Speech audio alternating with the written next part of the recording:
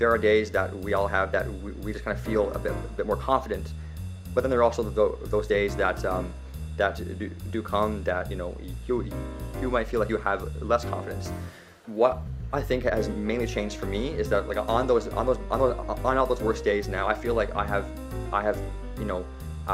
a better mindset that helps me not let that bad speaking moment weigh on my mind the whole rest of the day.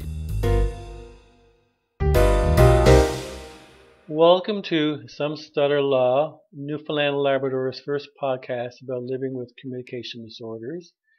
It is a production of the Communication Collaborative.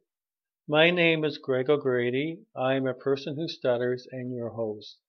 Some Stutter Law aims to rebuild confidence and hope for people who live with communication differences by dismantling myths, stigmas, stereotypes, and barriers. For more information about the Communication Collaborative or this podcast, you can find us at somestutterlaw.ca. If you only get one thing from this podcast, we hope it's this. It's okay to stutter and it's okay to communicate differently. It's not how we communicate that's important, it's the message that's important. Today, Some Stutter Law welcomes Cody Joy. Cody is always seeking after the next new experience, an avid traveler, hiker, and coffee aficionado. Cody works for various nonprofits, including the John Howard Society, where he offers employment services to formerly incarcerated individuals. He holds a BA in sociology and anthropology from McGill University, and recently finished a graduate program in human resources management at McGill University. Cody is also immensely interested in politics and intends on running his own political campaign one day. The best of luck, Cody, where you might just hear him stutter. So, Cody, welcome to Some Stutter Law. I appreciate you taking the time today out of your busy schedule to share your story with us today. And thank you so much for your very kind invitation today, Greg. Thank you. You're welcome. Cody, can you share a little bit about your history as a person who stutters for our listeners? Yeah, for sure. So it's been a long journey, of course, of 26 years. My first memory of actually being a stutterer, of actually becoming more aware of it, I guess, was actually while I was still actually living over in Alberta. And I was around, I think, 4 or 5 years old. And what I had noticed then, Greg, was that, why am I the only one in my circle of friends that isn't speaking or that is speaking more differently? And I was like, that's very interesting and whatnot. So I always felt like I was a bit of an outsider from day one, I guess. Now, but also mind you, I was a very social person then, and I'm also that way now as well. But it was definitely while I was a very young kid, around 5 years old, that I first kind of became more aware of it, and that actually caused me to actually want to hide it for years and years and years of my life, because I felt like I didn't seem very normal. And so, of course, me being a young child and all that, trying to navigate this big, wild world, right? I thought the best thing to do for my social survival was to try my very best to always mask that big part of me, right? And that, of course, as we both know here, Greg, it takes a lot more effort to pull off, because it's not always easy to hide it, or it's not always possible to hide it. But so I did place that extra stress on me for years and years and years. But it's only now that I'm more kind of in a much better place in my life, that I've become a lot more okay with being a person who stutters, and not being afraid to show my true and authentic self now. So that's kind of the bones of the overall journey, I would say. Mm-hmm. Jody, would you like to share a little bit more about when you said that you want to show more of your authentic self as a person who stutters? Do you want to share a little bit more about that? Yeah, for sure. So it was actually only quite recently ago that I I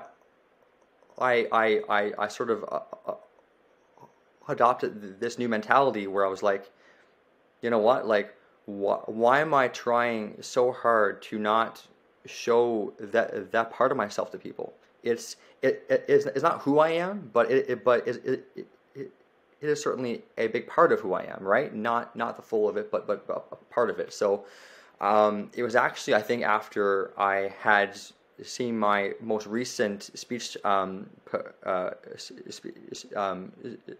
speech therapist while actually living over in Montreal during grad school, that I started to kind of switch my mindset on this. So she was a big supporter of the idea of, of trying to adopt this sort of mentality that it is okay to be a person who stutters. There's no one normal way to communicate. And as you said, like,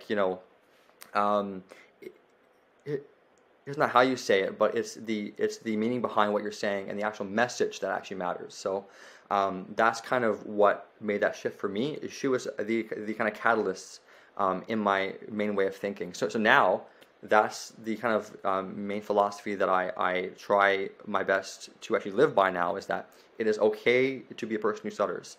And that has actually made me, Greg, a lot more confident and a lot more comfortable actually having more social interactions.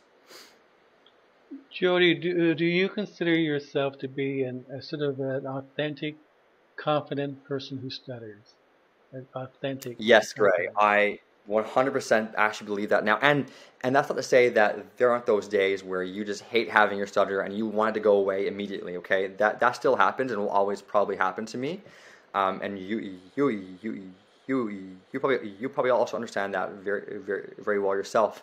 But I would say that I don't let my stutter prevent me from, partaking in the social spaces that I want to, partake in. So that's not that main kind of barrier there anymore, right? So I would say, yeah, absolutely. Just to answer your question again, I do feel like I'm a lot more confident now. Um, you know, as a person who who does stutter. Do you have times, Jody, when there's still a temptation to mask or hide your stuttering? I'm thinking now, although you feel that you're a confident person who stutters, but these days when you have to answer a phone or attend an important meeting, there's a lot of anxiety. Do you still have the anxiety there, in other words? Do you still try to Yeah, mask it? yeah, for sure. So again, I don't believe in there being this, full confidence that is void of all previous anxieties, or this other side of the fence that's like you're always anxious, you have no confidence. I would say that, and you know, I I feel pretty confident in actually saying this statement. I think all of us kind of fit more in the actual middle of that spectrum, right? Of like, there are days that we all have that we just kind of feel a bit more confident, but then there are also those days that do come that you might feel like you have less confidence. But what I think has mainly changed for me is that, like, on all those worst days now, I feel like I have you know a better mindset that actually helps me not let that bad speaking moment weigh on my mind the whole rest of the day. Before, Greg, it used to always consume me. Like, if I had that bad speaking moment, that's sort of how I've always phrased it, then I would have that actually weigh in my mind the rest of the day. I would replay that event over and over and over again. And now I say, you know what, it happens, and that's okay. And I might still spend like maybe a half an hour of time just kind of pondering it over my head, but that won't last now the rest of my day, kind of thing. So Jody, do you have you reached a point now that you're able to identify the triggers in your activities throughout the day that may trigger a bad stutter? And if so, like, Mm. what kind of triggers do you have? Do you have you identified? Yeah, for sure. So actually, as you pointed out previously in my personal bio, I'm a big coffee person, and I find actually very oddly enough, by not having my coffee in the morning, like that can be enough to actually throw me off in any conversation in that morning. You know, maybe it's just all me in my head, but I find just not having that kind of small part of my morning happen, it does kind of throw me in for a loop. That, and I would say probably also, you know, a lack of sleep, you know, the night prior. I also love my sleep, so you know that, or if the environment is also loud, and it's with people kind of that are you know, they're all kind of fighting over, you know, that talking space. They're trying to control the conversation. Then it's all those moments that can kind of throw me off a little bit, I would say. Hmm. Uh, I'm just thinking, Jody, that people who stutter, and I mean, when I say people who stutter, I'm including myself because I do have a severe stutter, and we there's a fine balance here that we have to do a lot of soul searching, and I feel it comes with lived experiences. We have to learn how to sort of take care of ourselves as a people who stutter. We need to identify well what we need to keep us on that sort of a road to recovery or a healthy emotional and psychological balance. And I feel, as you were saying that you know that you need your coffee in the morning, you need your good night's sleep. So when we as people study who are not in touch or consistent with our needs to take care of ourselves, we in turn self sabotages ourselves. Well, what are your thoughts about that? Self sabotaging. Yeah. I guess my main question is what are you meaning by, I guess, that kind of that is self-sabotaging, I guess. Well, when we have the urge to, first of all, be fluent, the F word, to Mm. be fluent, and Yeah. when we don't take care of ourselves, when we neglect ourselves, knowing what do we need to to maintain a healthy perspective frame of mind. So I think when we neglect ourselves, we're also sabotaging, meaning that we're working against ourselves. Yeah, absolutely. And you know, and that definitely, like, what I found for me too was my speaking sort of seemed like a certain kind of positive feedback loop in certain moments, wherein, like, you know, by having that one, you know, bad speaking moment at first, that would I think cause me to want, or to actually have more. And what I found for myself anyway was it would actually get progressively worse and worse as I had more bad speaking moments.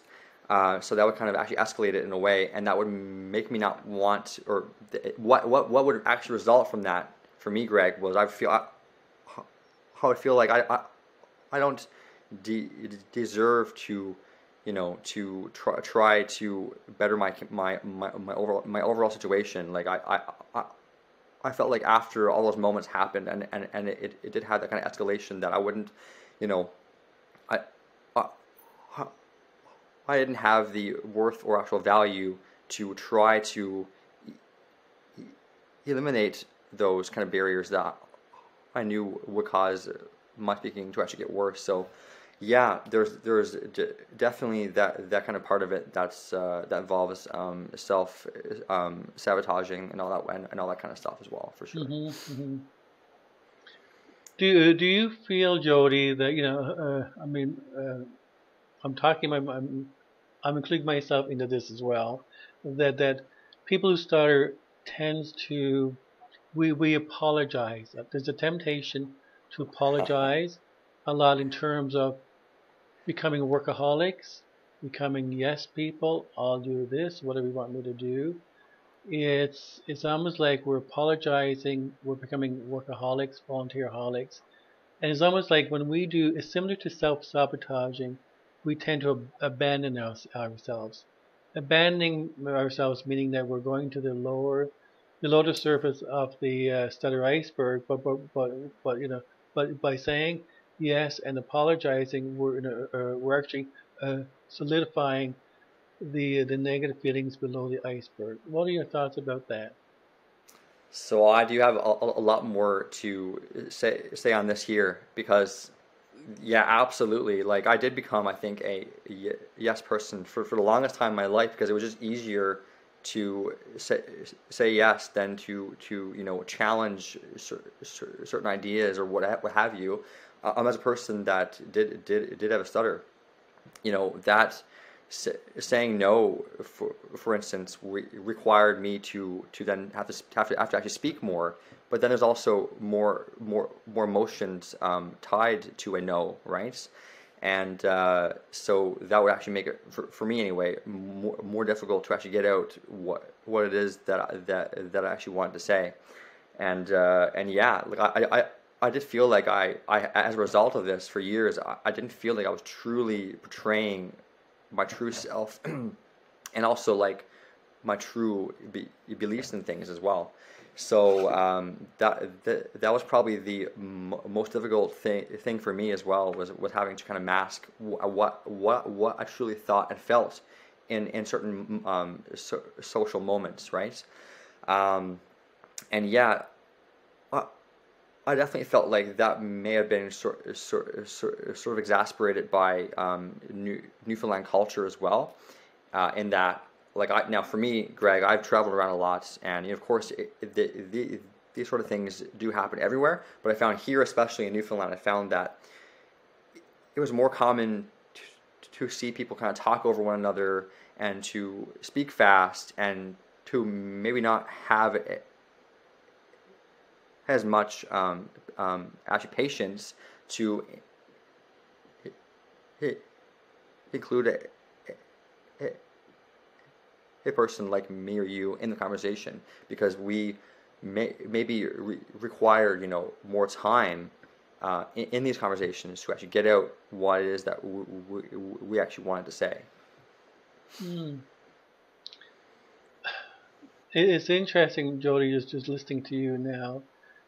We as people who stutter, through our dysfunctional coping mechanism, I call it now, that when we say yes, when we overextend ourselves, when we abandon ourselves, when we apologize ourselves, we really losing our sense of identity or any hopes of developing a strong sense of identity or individuality.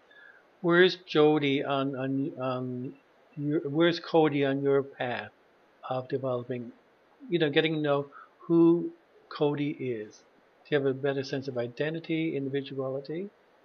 Or is this Absolutely. called a $64 question? No, I do feel like I am in a much better place now. And yes, before I would always apologize for, taking up more time and space to get out what I want to say. But now looking back on that, I'm like, why did I ever apologize for that? Like, it's okay to, take up more time. Like, it's just how I, that's how I talk and interact with people socially sometimes. And now, like what I realized, by sort of adopting this new mindset of like it's okay to stutter, Now you see myself now a lot less often actually apologizing for those moments where where I do stutter more often, and that what my experiences by doing that were is that they, my listener seemed to they they, they actually seem to show me more respect actually, and I think that's a very important thing to point out. I think our knee-jerk reaction is always to try to apologize because we don't want to have to take up more of that person's time, perhaps, or what have you, or we feel ashamed that we have to stutter at all and stuff. But no, like when we say that, we position ourselves at a lower level than them, and we don't value our time. Because our time and what we have to say is just as important as a person that doesn't stutter's time and message as well. So that's kind of where I'm at now, is that I've grown to understand that my time and my message are just as important, and it's okay if what I have to say requires a bit more time to get out. And that's kind of where I'm at with it, Greg. Jody, I'm wondering now, and this is a question that I'm struggling with myself. When we no, listening to you now, you're very open as an overt person who stutters, okay? Yep. And so you in many ways are on a journey of self-recovery. You feel it's okay to stutter. What are your thoughts about now? And you've also taken speech therapy as well. I have. So, what are your thoughts about people people stutter who takes speech therapy? Can that be considered a way of hiding or masking stuttering? I know it's a huge That's a question. really good question. That's a really good question, actually. But I think the way that I would probably answer this question is um, that's very tough for me actually, because okay, what I'll do now quickly is give you my backstory of speech, of the different speech pathologies that I've had over the course of my life. So the very first one being while I was younger, I think around, I don't even know, maybe 7 or 8 years old, after I moved back to Newfoundland from Alberta as a young kid. My parents, they wanted me to have more supports in place, because they saw that I had these moments of where I was struggling and whatnot. Anyway, so we went to this first ever speech pathologist, and one of the very first things that they actually told me was, so basically, there's no cure for your stutter. We'll try to mitigate that as best we can, but you'll probably never get over that hurdle entirely. And me being like a very young child, I was like, excuse me, like you just completely crushed my dreams at being normal one day. And so hearing that truth and that reality then was hard to swallow, and that actually stuck with me until this very day. And then it was only years and years after that I was open again to actually going back and trying out a new person. And that person was, they said they were formerly a person that also stuttered before, but they found these tools and certain techniques that actually allowed them to become more normal. And so that sort of fueled me towards this new journey of trying to become more normal and try to actually get rid of that stutter altogether. Because at the time I was always a very social person and a very social kid, but there was probably moments, if you were to see me, I didn't seem like I was all that social, because it was just easier to speak less, because I was trying so hard to mask that stutter, right? So through him, I created that new goal of trying to become more normal. And my thoughts on, I think having that as a goal is that it's okay to strive towards lessening or mitigating your stutter, and also striving for less moments of stuttering, but perhaps that should come after, for first learning to love yourself more, and to just to becoming more okay with actually having that stutter. So that step actually came for me after this guy that I had around grade 9. So my third person that I seen was while I was in Montreal, and I was about, I think, 26 years old then, so actually quite recently ago. And it was actually through them that they taught me to become, more self-loving, and to be more okay with actually having a stutter. And now that I do have that in place, I feel more confident in myself, and I try to show myself more love. Now it's that I'm slowly trying to adopt tools that do help me to stutter less. And that's not the main goal, or the correct timeline for all stutterers. I'm only speaking to my experiences. But so what I would say to everyone that does have a stutter is that, find your own timeline, find what works for you. It's not in inherently an awful thing to want to stutter less. That's okay. But I think a big part of that process, it needs to include learning to love yourself more, and being more okay first with having a stutter.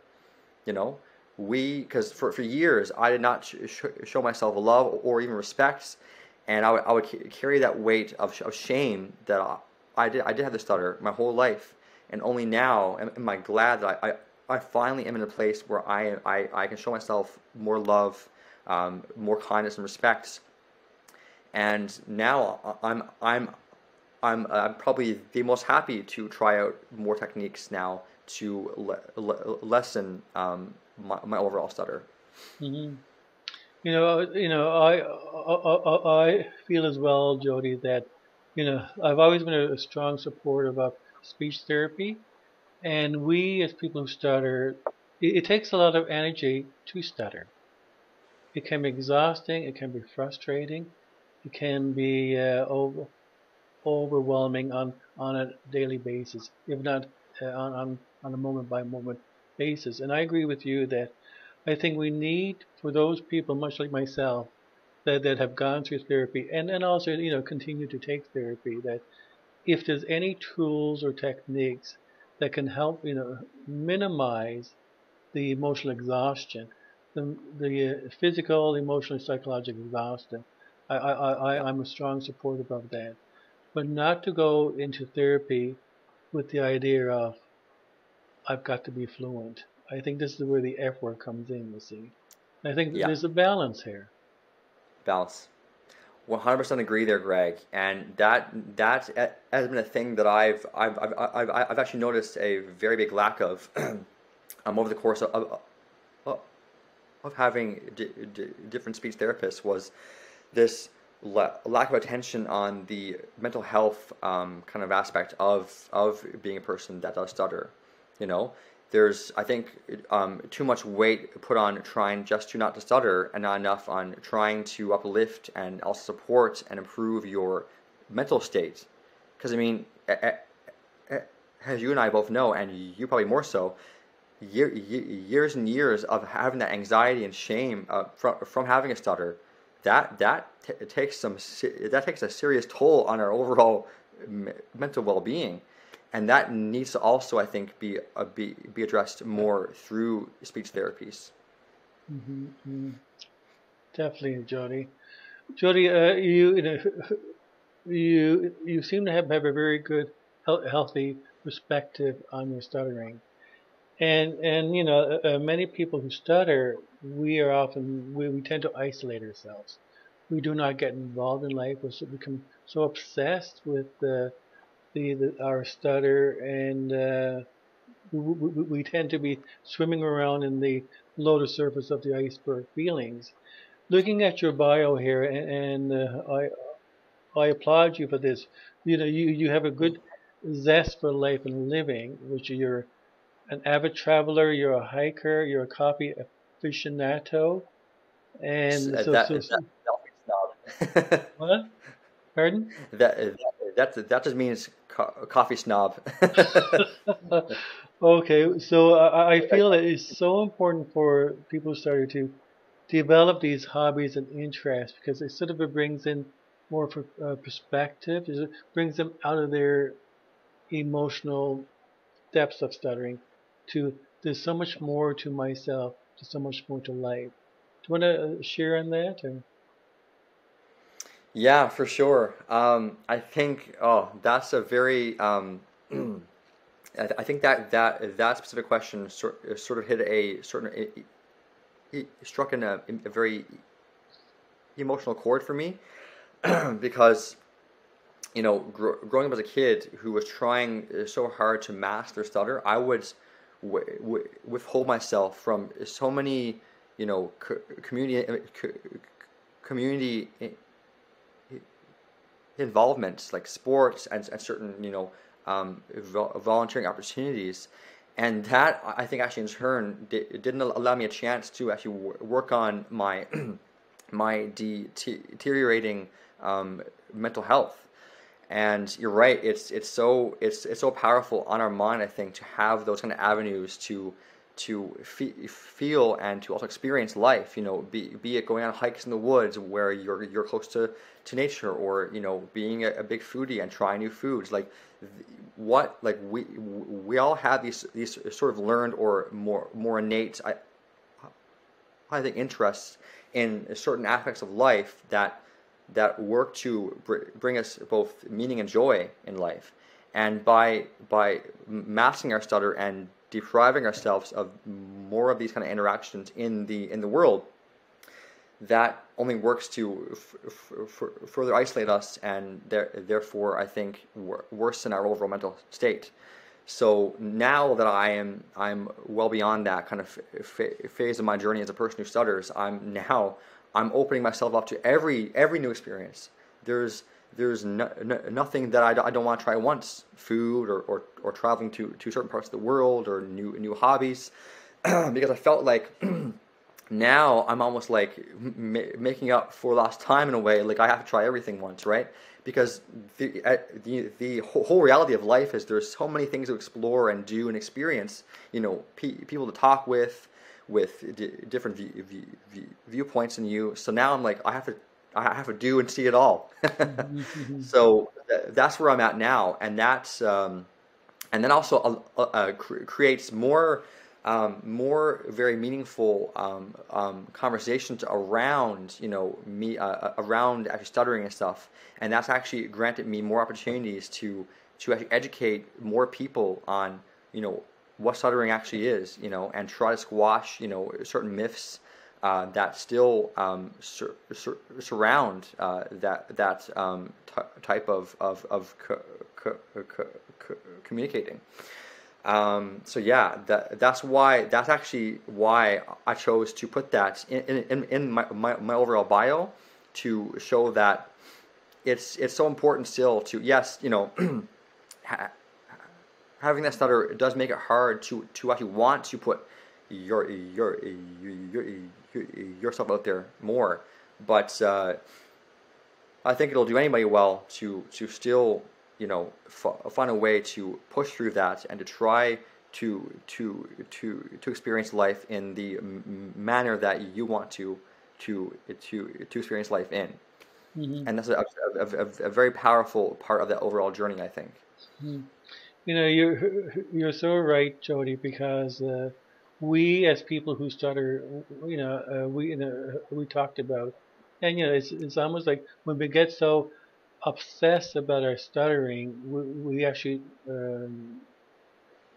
trap ourselves in one sense. It's almost as if that once we tend to wallow in in our stutter, we're wasting a lot of energy and a lot of time. However, though, this is a double-edged sword for me anyhow. So I feel that when we need to go into the depths of the below the surface of the stutter iceberg. We need to acknowledge and feel and sort of address these feelings, because I feel that it's important to wallow and in within the lower below the surface of the iceberg. But I think we need to do that. It's almost like part of the grieving process. We have to work through these emotions in in order to really start to recognize that, okay, I have these feelings, I have these emotions. Let's move on now. I've acknowledged them, and this is the time to quote unquote start living. What are your thoughts? No, that makes total sense. And again, I think we all kind of arrive, there at certain times in our lives, and because I think we're so diverse as people, and we have all very kind of complex emotions and thoughts. We all kind of require our own unique process of healing, and also recovering from from that past trauma, and shame, and anxieties, and whatnot. So um, I think for me, and I do like to always kind of sort of touch on this too as well, this whole idea of of actually privilege in life. So I think that that's also part of what makes the stuttering communities, overall experiences is so unique, is this idea of privilege. So just take myself as an example. Yes, I did have this barrier there, and I still have that barrier there, but there were other ways that I was more privileged in life that I think allowed me to come to terms and to deal with my stutter a lot easier than, say, a person that maybe they moved to this new country as a kid, and they had to learn a whole new language while also trying to navigate life as a person who also stutters. So there could be more barriers there that sort of compound with that stutter, that make it a lot harder to maybe recover from that easier, or there's less social supports in your overall life, and so there's less people there to kind of push you in the right direction, encourage you, support you, all that kind of stuff. But for me, thankfully enough, I had those needs met, and that I think was also what partly moved me to the place that I'm in now. And so I think too, that's a big important part of the overall conversation, is this sort of big acknowledgement of this idea of privilege, and how that can sort of interplay with being a person who stutters, to create a more kind of unique experience as well. Mm.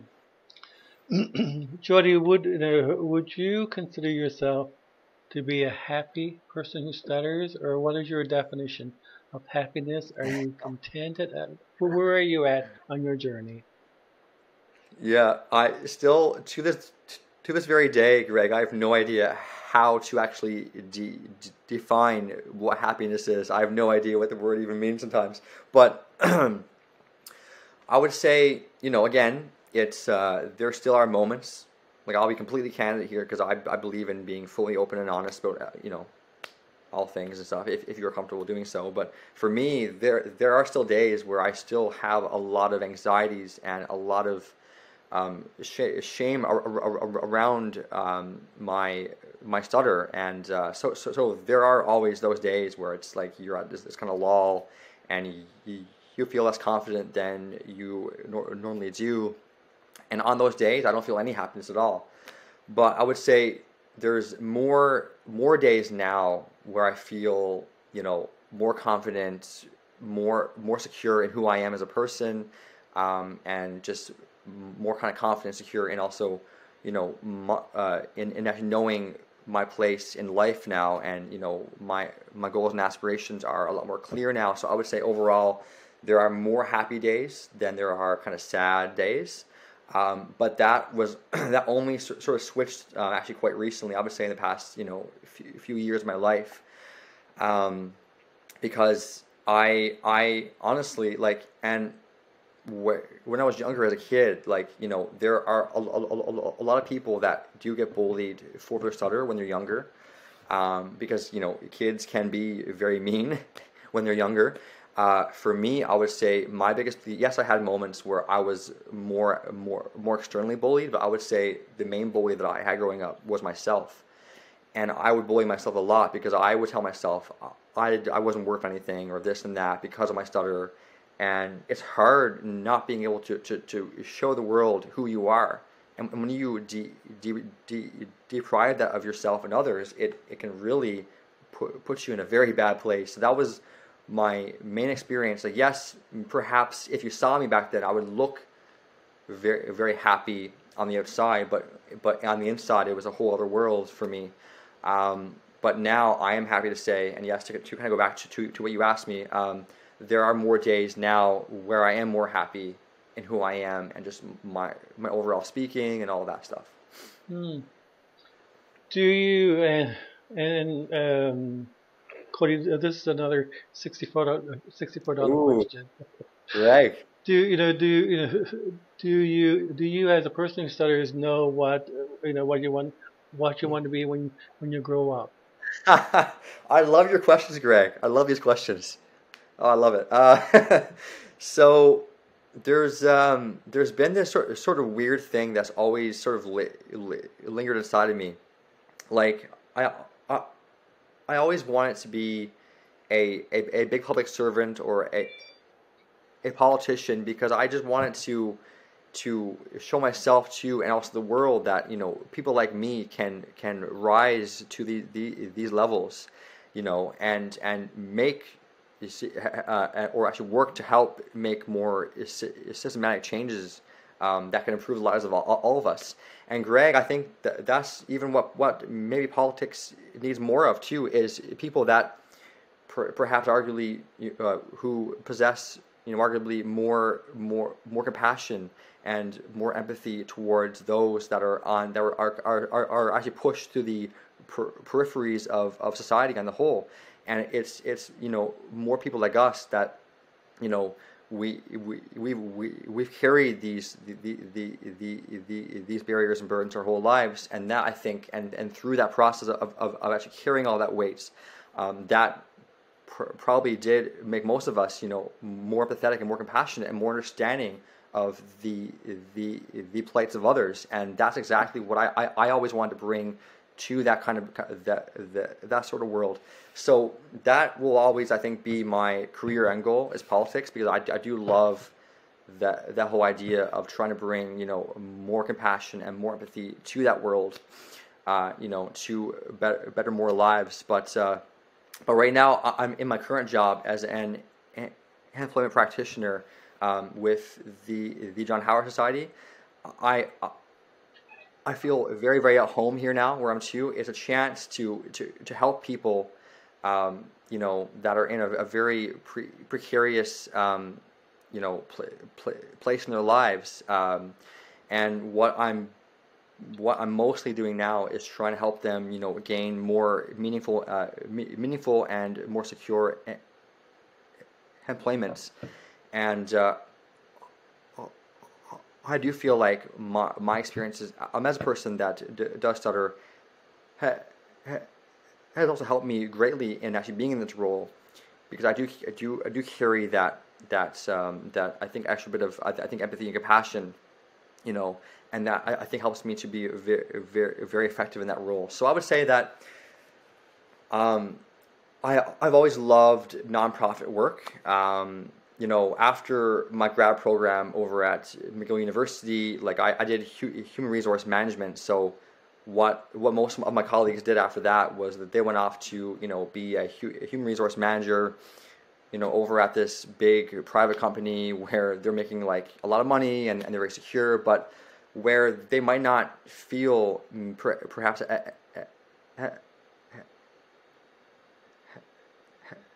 as happy, because they feel like their main purpose in life is to raise the bottom line of some big private company. So I'm very happy with where I did end up currently, and that's not to knock, working for private companies, that they can also be very empowering as well. But I'm just very happy that journey led me to where I am today, and I still do want to get into politics more often, or more over time and whatnot as well. Hmm. Se- Setting aside the, I mean the compassionate, bring more awareness to about stuttering in when when you become a politician. What would be some of the other platform issues you would be advocating for? Ah, that's a great question too. That's a great question too. That's a great follow-up question. Definitely the things that I am very passionate about right now are, working rights for various people, and ensuring that people do have more livable wages. They have better housing options that are also more affordable. Because I think, not to get into politics or anything too much, for for a whole lot of reasons. But I will say, just very more, I guess, surface level answers of, I'm very passionate about housing, and also working rights, workers' rights. Also very passionate about the overall environment. Trying to adopt more greener ways of living. Just making sure people can live more fulfilling lives. That also, while being fulfilling, they're also more green, so that we can all live more fulfilling lives, while also creating a more clean and more safe world that can see years and years more to come. Hmm. Great, Jody. It, your platform sounds really great. Oh, good, good. So I will be looking out for your vote then, I guess. Oh, definitely, Jody. Just kidding. Jody, as so your work at the moment, you work with John Howard Society, where you offer employment services to formerly incarcerated individuals. Now, now I understand as people who stutter, we actually have to challenge a lot of stigma, a lot of stereotypes according to because we stutter. Now, so I can see now how how your experience as a person who stutters, your compassion can really work with formerly incarcerated individuals. How do you work with these these individuals that experience so much stigma and prejudice to find work? I mean, that takes a lot of courage and a lot of sort of strength to work with these individuals. I'm assuming to build confidence, to build more self assurance, and then plus challenge society's attitudes. What's your thoughts on that, or how Yeah. how do you handle this? Yeah, that's also a great question too, Greg. So what I think is important is, like, we don't take away from the overall reality and gravity of the overall situation. They did make mistakes in the past. While that doesn't define who they are, that does create certain consequences that might not always be possible to overcome.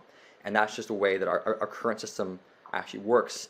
But what I think is a very important part of that process, of that interaction between me and a participant, is trying to not put me here and them there. It's sort of to kind of bring us here. What I try to do is make myself seem less like this sort of scary professional, and just try to humanize myself more, so that they feel more comfortable, being more open about who they are, and their past and stuff. So I will.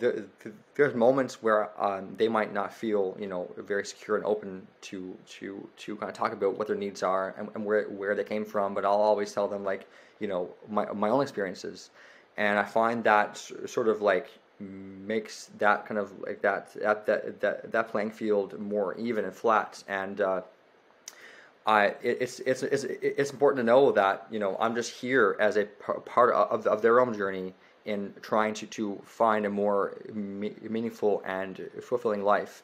And that's sort of been my whole approach to dates. And yeah, just, I definitely like see, people become more confident in self as well, and more open about their past mistakes as well. And that kind of strong openness, and that moment of being candid is what ultimately seems to fuel them towards a more successful life in the future. And I can understand that, because that was the same thing for me too. Like being more honest about who I am, being more open about my past has led me towards a more fulfilling future as well. So while we have very different worlds and very different experiences, sometimes there are those kind of common grounds that show us all that we're all human here, and we all have this very unique journey in life. But what's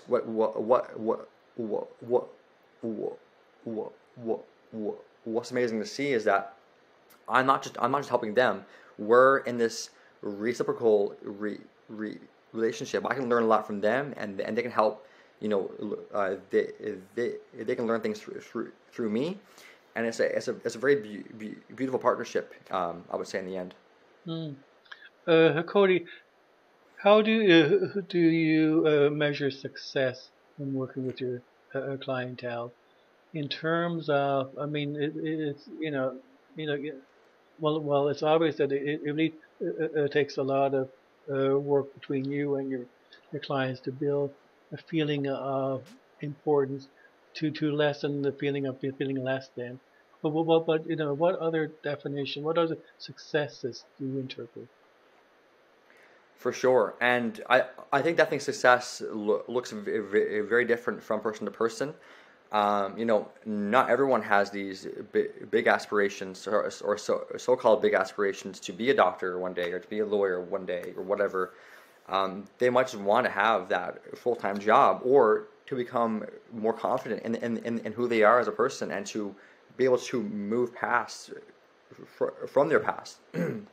And so, based on a multitude of different meetings and also conversations together, getting to know each other more and what their aspirations are, we kind of base their success on, this sort of plan that we create for each person. So there's one person that I worked with in the past that they felt like they had no value in life or society, because of their past. And through our sessions, we found ways to both become more confident in ourselves. And like I would measure that increase in self-confidence is a massive win. A massive win. So for sure, it's always measured very differently from person to person. Cody, like listening to you, you're also from a very supportive and caring family. Okay, now how important it is for a person who stutters to involve the family in one's journey of call it, I mean, struggling with stuttering, call it to sort of acceptance. How important it is to involve family. Yeah. So it's our family that well, I guess not everyone has the same idea of family, but it's, I would say it's very important to include that core group of close, blood relatives or chosen relatives or what have you in your overall process, because they're there, hopefully wanting to offer supports and to help push you in the right direction. Sometimes though I think parents, they might think that they know what's best for you, but that might not actually align with what you actually need, and so it's very important for that to be actually more aligned, I would say, in the process. They need to let you kind of speak on what it is that you actually need, and to also understand that what you need and what that you understand is what we strive towards, right? Not what others they think that they actually know on what you need, right? Because we always know what we need best, right? Through seeking mentorship and also information and also lived experiences as well. So I would say that that's where myself and my family are at now. They've always asked me now, kind of more recently, like what is it that you actually need?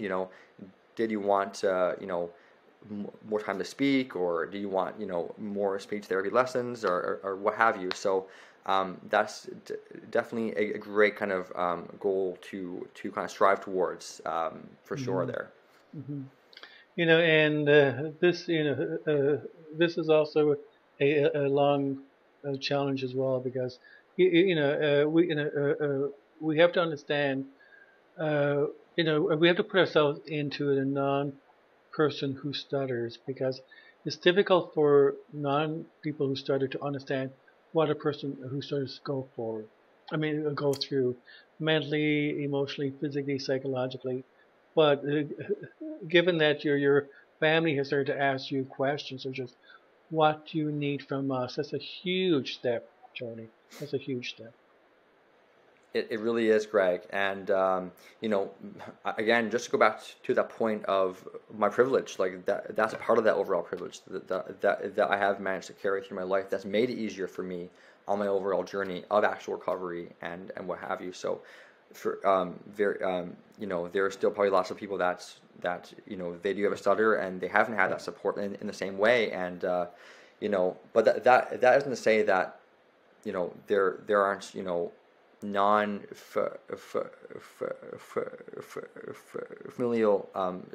support out there in their own social circles, and also their own communities as well. So that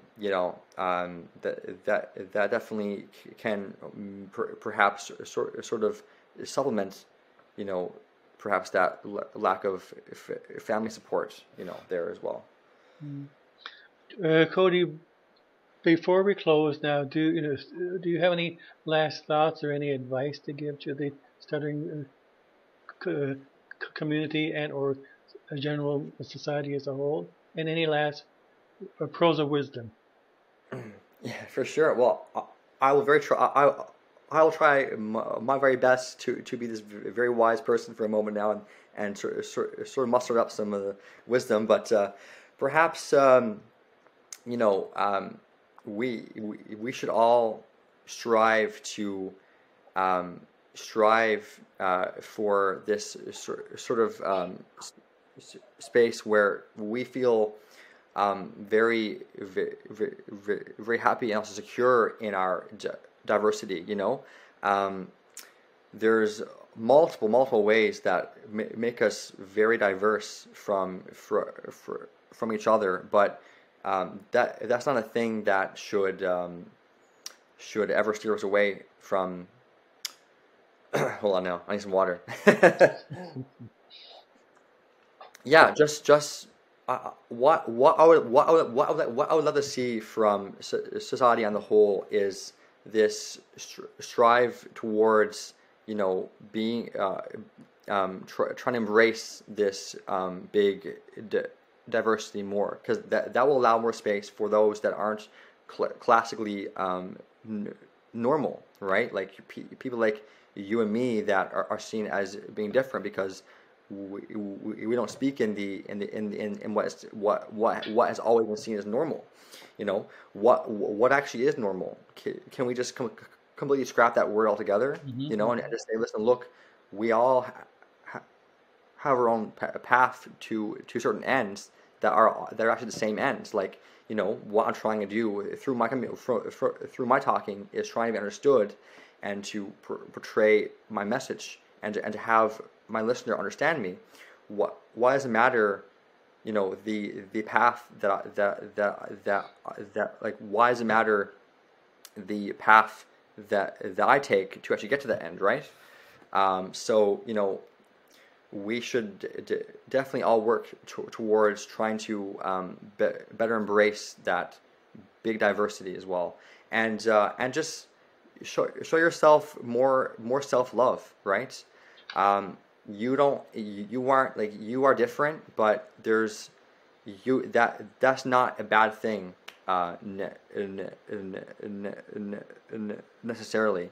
So definitely my best advice is to try to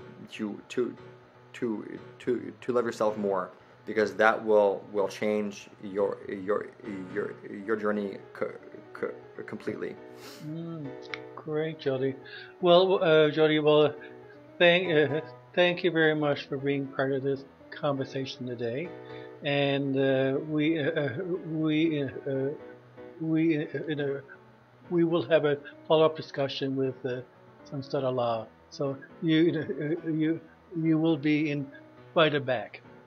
Oh my goodness! Well, it was a huge honor to be here at all, and thank you so much again, Greg, and to all of the rest of the Some Stutter team for having me on at all. I'd be more than happy to come back for more follow-up conversations with you. Oh, great, then, Jody. Okay, thanks again, and we'll chat later. Okay. Sounds good, Greg. Thank you. Thank you so much again. Some Stutter Law is hosted by Greg O'Grady. It is produced, recorded, and edited by Paul DeDecker, as well as Luca Dini, who, by the way, wrote this jazzy theme music.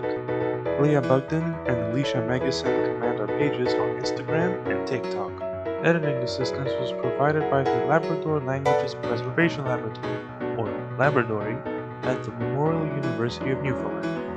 You can listen to or subscribe to this podcast on Apple Podcasts, Google Podcasts, Anchor, and Spotify. Video versions of each episode are found on our YouTube page. Some Stutter Luck is a production of the Communication Collaborative. Thanks for listening.